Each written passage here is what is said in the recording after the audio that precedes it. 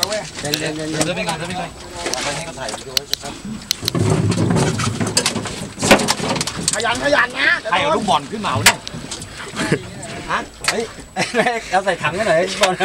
ใช่แม่เลยรู้สึกจะโดนบนลูกบนไอ้กันนี้มันเอาอีกแล้วเขาเห็นแล้วลำมันช้อนนี่แก๊งอะไรนะเราชื่อแก๊งอะไรครับเนี่ยแก๊งเลี้ยวกะไม่ทำพิธีสมาชิกเลี้ยวกะหันมามองหน่อยครับนี่ยอมใหม่กันแล้วป๊อปนี่เรืออะไรครับ P&G ตกอะไรตกอินซีนะ P&G บายซาบิกิครับเอ้ยตกอะไรตกอินซีนะตกกระปะทูบังก้าโดนจนได้เว้ยแวบขนาดนั้นแล้วน้ำมดยังไงพี่เหยียบเทพคันเทพไม่โดนอีกเหรอยังไม่โดนเลยกัดระวังสายครับระวังสายครับใหญ่ตกใจปล่อยธรรมดาครับเรื่อย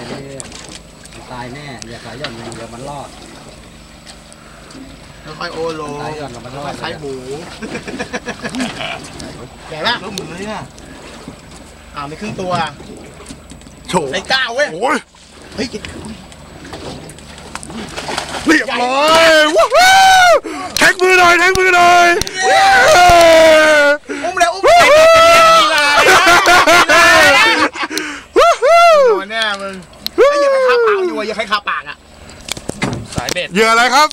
สายเบ็ดนี่โดน3 ทางโอเคขาดแล้วก็ถ่ายแล้วไงพี่ติด3 ทางอุ้มเร็วเดี๋ยวก่อนนะพี่เป้วงกับพี่ไปรายการของทุกคนก่อนฮะคนก่อนเลยพี่ดิปล่อยนะช่วยตัวเองนะ